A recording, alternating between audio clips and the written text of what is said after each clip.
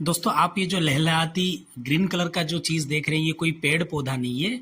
इसको बोलते हैं फोडर ग्रास।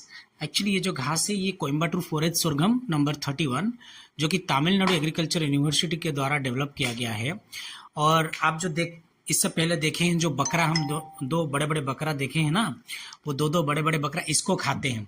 और हम बोलते हैं गोटरी में घास से मांस। हमारा ऐसा कहना है कि घास खिलाओ और मांस बनाओ और उसको बेचो। तो लॉजिक ऐसा ऐसा मोटा मोटी बोला जाता है। तो मैं इसके बारे में थोड़ा आपको बताना चाहता हूँ। जो कोई भी बकरी पालन के बारे में क्यूरियस है, जानना चाहता है बकरी पालन कैसे होता है, क्या खाते हैं, क्या पीते हैं, तो ये बेसिक चीज़ें हैं। जो भी कोई बकरी पालन करता है या फिर करना चाहता है, सबसे बेसिक नीड ये है कि उसको एक फोडर, ग्रीन फोडर चाहिए। तो ग्रीन फोडर जो रहता है वो हाइब्रिड वैरायटीज़ का रहता है, जो कि हाई यील्डिंग वैरायटी रहता है, जिसमें प्रोटीन, फाइबर, कार्बोहाइड्रेट्स, ये सारी चीज़ें बैलेंस्ड क्वांटिटीज़ में होते हैं। और बकरा और बकरियां इसको खा के अच्छी तरह ग्रो करते हैं। देखिए इसका पत्ता कितना चौड़ा है और पूरा एकदम सॉफ्ट है। इसका जो स्टेम है वो एकदम सॉफ्ट है, जैसे मोड़ने से टूट जाता है। तो बकरियां या बकरा बकरी सारे इसको चाव से खाते हैं। और उसी के साथ ये कम पानी में भी ज़्यादा उपजाऊ होता है और किसी भी ज़मीन में आप इसको लगा सकते हैं।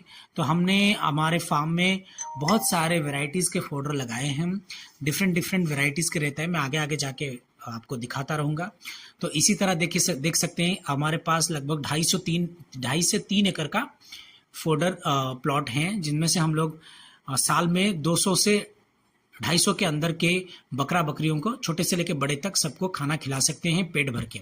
और सिर्फ घास नहीं होता है, घास के साथ बहुत सारी चीज़ें होता है, जैसे कि कॉन्सेंट्रेटेड फीड जिसमें डिफरेंट टाइप्स ऑफ ग्रेन्स रहता है। और ड्राई फोडर में जैसे आप लोग का दलहनी और तिलहनी फसल के जो अवशेष रह जाता है उसको भी खिलाते हैं।